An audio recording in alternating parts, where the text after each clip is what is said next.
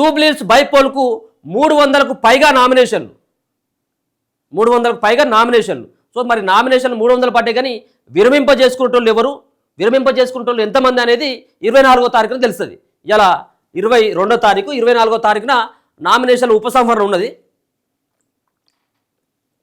ఇలా స్క్రూటీ ఉండబోతూ ఉన్నది.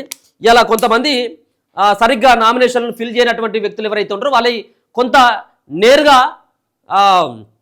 ఎలక్షన్ సంబంధించినటువంటి అధికారులు, ఎలక్షన్ కమిషన్ సంబంధించినటువంటి అధికారులు, స్టేట్ ఎలక్షన్ కమిషన్ సంబంధించినటువంటి అధికారులు ఆ స్క్రూటీలో కొంతమంది పోతాయి. దాని తర్వాత రేపేమో వాళ్ళంతట వాళ్ళు నామినేషన్ విత్డ్రా చేసుకోవచ్చు. దాని తర్వాత ఎన్ని ఉంటాయి అనేది ఇప్పుడు చూడాలి. మరి ఇవన్నీ కూడా ఈవీఎంలో ఎన్నికలు జరుగుతాయి కాబట్టి మరి ఎన్ని ఈవీఎంలు పెట్టాలి? 300 పైచిలకు సంబంధించినటువంటి వాళ్ళు నామినేషన్ ఇస్తే ఎన్ని ఈవీఎంలు పెట్టాలి? ఇది కొంత కన్ఫ్యూజన్గా ఉంటుంది.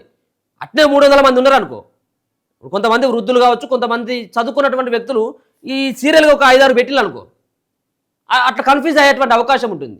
ఈ 300 నామినేషన్లతో ఎవరు నష్టపోతారు, ఎవరికి ఏ విధంగా ఇబ్బంది అయ్యేటువంటి అవకాశం ఉంటుంది అనేది కూడా చూడాలి. గతంలో మనం చాలాసార్లు చూసినాం. ఇప్పుడు చపాతీ రోలర్ ఉంటుంది, చపాతీ రోలరు, రోడ్డు రోలరు, ఈ చపాతీకి సంబంధించిన చపాతీ చేసేటువంటి అది ఉంటుంది కదా, అది కావచ్చు, లారీ గుర్తు కావచ్చు, ఇటువంటి వాటితో ఏమైందంటే గతంలో టీఆర్ఎస్ పార్టీ చాలా నష్టపోయింది. అంటే కారును పోలినటువంటి గుర్తులతోటి ఆగమైపోయి అట్లా ఓడిపోయినటువంటి వ్యక్తులు కూడా ఉన్నారు. అయితే ఈ 300 మంది నామినేషన్లు వేస్తే సో చాలామంది ఏ సంబంధించిన ఈవీఎం పైన వాళ్ళు అనుకున్నటువంటి వ్యక్తి పేరు దొరకకపోయింది అనుకో, ముందుగానే వాళ్ళకు కొంత అవగాహన లేకపోయింది అనుకో, ఎక్కడో ఒకడ వేసిపోయేటువంటి అవకాశం కూడా ఉంటుంది. అట్లా ఎవరికి నష్టమయ్యేటువంటి అవకాశం ఉంటుందో చూడాలి. ఇక జూబ్లీహిల్స్ ఉప ఎన్నికల నామినేషన్ ప్రక్రియ ముగిసింది. గతంలో లేని విధంగా ఈసారి 300కు పైగా నామినేషన్లు దాఖలయ్యాయి. మంగళవారం ఉదయం 11 గంటల నుంచి మధ్యాహ్నం 3 గంటల వరకు క్యూ లైన్లో ఉన్న వారికి నామినేషన్లు వేసేందుకు అవకాశం కల్పించారు. అందుకోసం ప్రత్యేకంగా టోకన్లు కేటాయించి అర్ధరాత్రి వరకు నామినేషన్లు స్వీకరించారు. అధికారులు ప్రక్రియను స్పీడప్ చేసి గంటకు 10 నుంచి 12 నామినేషన్ల వరకు స్వీకరించారు. చివరి రోజు కాంగ్రెస్ అభ్యర్థి నవీన్ యాదవ్ 3వ సెట్, అలాగే బీఆర్ఎస్ అభ్యర్థి మాగంటి సునీత 4వ సెట్ నామినేషన్ దాఖలు చేశారు. బీజేపీ అభ్యర్థి లంకల దీపక్ రెడ్డి 2వ సెట్ నామినేషన్ సమర్పించారు.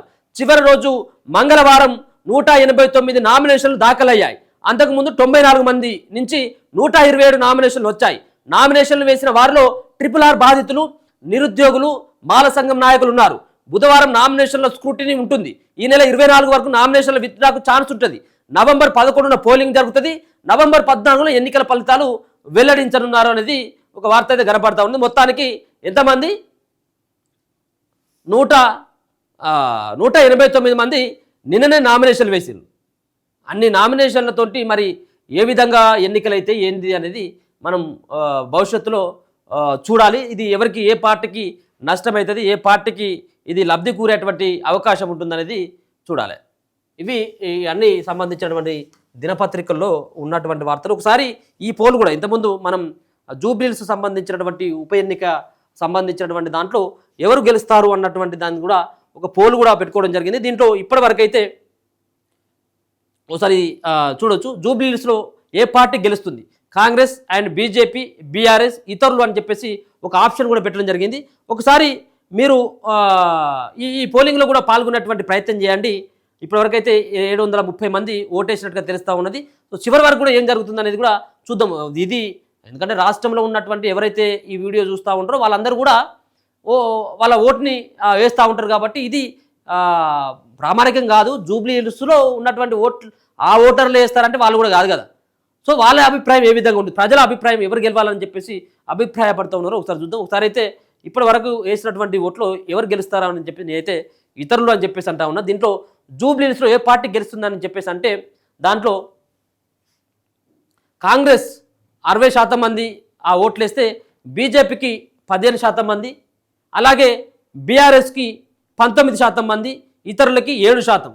సో ఇది ఇప్పటి వరకు ఈ పోలింగ్లో నమోదైనటువంటి వాళ్ళ ఓట్ల రూపంలో ఎక్కువ కాంగ్రెస్ పార్టీ గెలుస్తుందన్నటువంటి అభిప్రాయం ఇప్పటి వరకు అయితే మాత్రం మనం పెట్టినటువంటి పోలింగ్లో అయితే కనబడతా ఉన్నాయి. ఇవి ఇప్పటి వరకు ఉన్నటువంటి అన్ని సంబంధించినటువంటి దినపత్రికల్లో ఉన్నటువంటి ప్రధానమైనటువంటి వార్తలు. ఇప్పటికే 3 పార్టీలకు సంబంధించిన అభ్యర్థులతో పాటు దాదాపుగా 300కు పైన ఉన్నటువంటి నామినేషన్లు దాఖలైనాయి. ఇక ఇప్పుడు నెక్స్ట్ ఇక వాళ్ళంతా కూడా గల్లీ తిరిగి ఓటర్లను కలవడం, ఇక ఓటర్లను ప్రలోభాలకు గురి చేయడం మాత్రమే మిగిలిపోయింది. ఇది జూబ్లీహిల్స్ ఉప ఎన్నిక అనేది 3 పార్టీలకు రానున్నటువంటి భవిష్యత్తు కోసం ఈ యొక్క జూబ్లీహిల్స్లో గెలవడం చాలా ముఖ్యం అన్ని పార్టీలకు. చూద్దాం ఏ పార్టీ గెలుస్తుంది ఏందనేది మనం 14 తారీఖు వరకు తెలిసేటువంటి అవకాశం కనపడుతుంది.